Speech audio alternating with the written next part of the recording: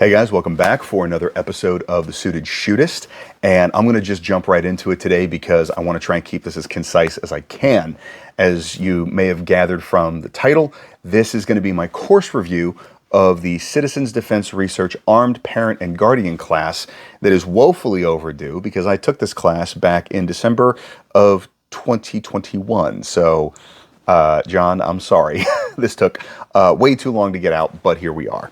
I'm going to preface it by saying I didn't get a lot of opportunity to take photo or video from the class. I was really focused on soaking in as much of the information as possible, so I didn't really get a big focus on content as well.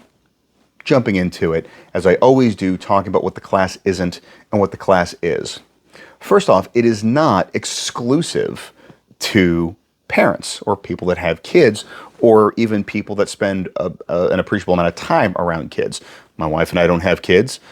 We generally prefer the company of adults and adult activities. So there's not a whole lot of kids in our sphere for the most part, especially when we're like out in public and doing stuff. So, as such, why did I take the class? Well, that goes into what the class is. It's a principles-based class. And really, the primary focus is how to deal with situations out in the world when you are armed and equipped to deal with it, and you are having to manage other people that are more of a liability than an asset. And it's kind of unfortunate that we have to label them in those terms, but the reality of it is that when you're talking about the nature of a fight for your life or a defensive encounter that necessitates deadly force, it's kind of that binary. If they're not helping you, then they're going to be a hindrance to some degree. And how to manage that so that way you can still be as effective as possible.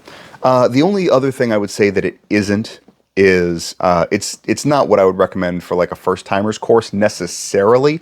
Having taken a few classes with John, I will say that he is exceptionally well suited to helping newer shooters navigate the environment of a training class. So I don't want to dissuade people from taking these classes, especially if you are a parent.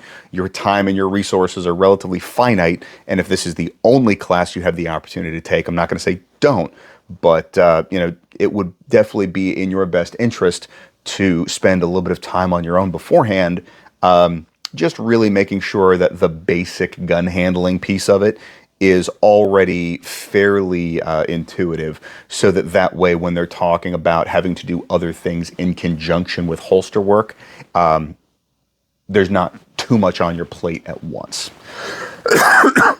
So the other thing that this is it's kind of a wake-up call, because for the first 4 hours of the Saturday, it's actually a lecture before we even start going into the range portion.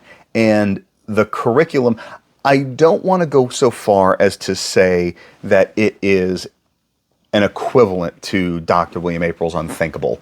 And I don't think that John or Melody would make that claim, because obviously Dr. April had, just so many thousands of hours logged in that space and was such a deep well of information that nobody can really hold a candle to him. But when I say that it kind of runs parallel to that, it makes people kind of confront some uncomfortable realities of criminal violence, some of the stuff that doesn't necessarily have what we as reasonably well-adjusted members of society would consider justification or good motive behind it, et cetera, et cetera. So there are definitely some unthinkable-esque aspects to it. And it's something that people need to experience. There's also a lot of focus on boundary setting, as you would imagine, because if you're responsible for somebody else who isn't self-sufficient, yet you're responsible for establishing and maintaining their boundaries. So very high level, the first 4-hour lecture was a lot of that criminal assault psychology, kind of seeing some potential issues, seeing some actual assaults, and diagnosing and kind of doing the Monday morning quarterback thing in terms of, okay, what was done well, what could be done better, etc. And then after that, the second half of the first day is sort of warm-up gun handling, evaluation of the student's skills and things like that before we get into the techniques that really get into the meat of it on day 2. Now, again, I always like to steal the 3x3 format for course reviews from the short-barreled Shepherd. And his focus on that are the 3 major focuses of the class, my 3 biggest takeaways, and the 3 things that I'll be doing differently after the class. So the 3 biggest elements that are addressed in the class are, number 1, when you are talking specifically about being in charge of somebody else's safety, you have to be cognizant of the fact that your natural reactions and impulses may, in fact, be making the problem harder to solve or putting them in more jeopardy than making a conscious decision that goes against sort of your natural visceral reaction. Another one is as is a major focus with a lot of the citizens defense research classes is safe gun handling. Because, and not just in terms of safe gun handling in the class, but especially as it pertains to children interacting with guns.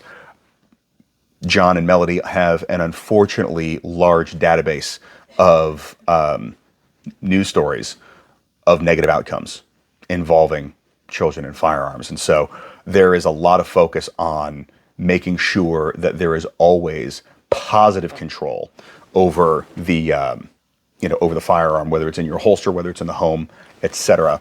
And the best way to manage a defensive firearm when you're also having to manage, little small monkeys that are, climbing over you and have a tendency to stick their fingers in places that it's kind of a unique circumstance to being a parent. The third is, and again, this is kind of an underlying thread for a lot of John's curriculum. And I do need to preface this. The version of this that I attended was taught by John Johnston as a solo act. I didn't get the benefit of Melody as well, so I can't speak to her instructorship yet. I've heard nothing but high praise. It's just not something I can speak to firsthand. But again, an underlying thread of a lot of John's classes, because I've taken 3 at this point, is understanding, having a good actual sense of what your capabilities are at a given distance, with a given shooting problem, because it's almost kind of like the spirit, or at least how I understand Chuck Pressburg's no-fail drill, is when you're talking about having to manage the well-being of one or several other people in this, dynamic problem, you're looking at a circumstance where you either need to be able to guarantee 100% accountability or know exactly what your limitations are to the point where you can clearly articulate why it would be worth taking a less than 100% probability shot. So those are going to be the 3 big emphases from the class. Is going to be the gun handling and living with firearms, the understanding your own limits, as well as understanding what your natural impulses are and how they may actually conflict with the desired outcome. Now, my 3 biggest takeaways were, number 1, there was a couple of instances where what I like about the curriculum is there's not a single cookie cutter solution of this is what you do with children, because children covers, a 15-year spread. And so they have different solutions that they present for infants, toddlers, teens, adolescents, etc. And the big takeaways that I had were, number one, obviously, free up your hands, both of them, at the earliest possible opportunity, because that increases your chances of success. They don't have you just outright dropping babies.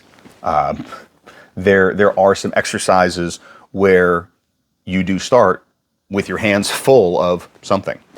The other big takeaway was how to physically manage somebody else in a safe manner while one-handed shooting. Because, again, for the most part, all the other classes that I've taken that address one-handed shooting, while they will tangentially touch on the support limb being occupied doing something else, physically managing another person is rarely the top priority there. Generally it's under the assumption of either a wounded limb or something to that effect.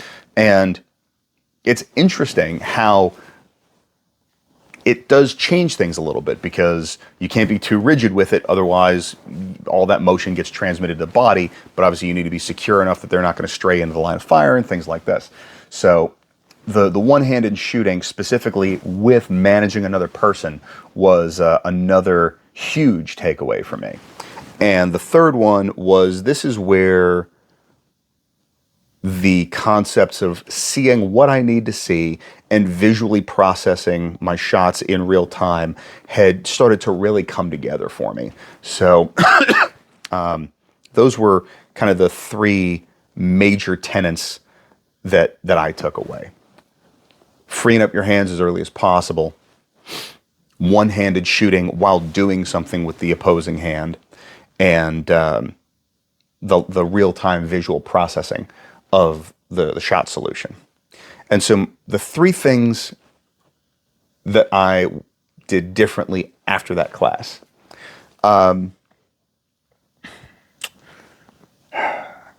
This is on me, because honestly, I didn't really do a lot differently after the class, and that's not to say that I shouldn't have, especially with some more recent realizations within my shooting progression. That's kind of its own thing, primarily as it pertains to the visual processing. But it drives home the need for competent one-handed shooting. So that's something that I am going to be spending a little bit more time on for a series of reasons. But that's definitely one big takeaway. The other one is practicing that physical management of another party. And the nice thing about that is that can be done even outside of a range setting, as well as, and this was something that was enacted at least to some degree, but the conversations that you have with the people in your party, whether it be your spouse, whether it be your kids, if they're at an age that's an appropriate conversation to have, whether that be with peers or other family members that might be part of this equation, making sure that the folks that are likely to be there have some idea of what their job is, so that way you're not having to direct traffic and direct fire at the same time is huge. So those are the big action items that I took away from it. What I will say is, and I cannot stress this enough, it's a class that everybody can benefit from. Now, obviously, there's going to be a little bit more one-to-one direct applicability for someone who has kids or, nieces, nephews, godkids, and stuff like that. But even if you don't, there's a lot of principles in this class that you can find valuable, and it presents there's some decision making and some problem solving in there that is not as present in the broad scope of open enrollment training. So I highly recommend the class. I do have to preface it by saying that John at this point has become a very close personal friend and mentor. So I am very likely a bit biased in terms of my opinion of him, but I don't think that that is unearned either. I've had a couple of interactions with Melody. She's an awesome person, and I look forward to seeing her next weekend up in Dallas as well. But yeah, if you have kids, if you spend some time around kids, or honestly, if this class is near you at all, I encourage you to check it out, because even just the classroom portion, which interestingly enough, the classroom lecture is actually offered as a standalone if you don't want to take the range portion. So I'll say this. If this class is near you, at the very least, take the classroom portion. Because even if you don't do the shooting bit, the classroom portion is invaluable. Like I said, it's certainly not a replacement for Dr. April's class, but I think that it does do a good job of carrying on the spirit of the lessons that he was trying to drive home. So if you have the opportunity, absolutely take it. If you can get a group of your friends together and actually host it, even better. So yeah, what questions do you have about the class? I try and keep these a little bit high level because I don't want to either misrepresent the curriculum or give away too much, because these folks work hard at putting these lesson plans together, and I want to make sure that there's enough here to help somebody decide if they want to take it, but not so much that they feel like they don't need to anymore.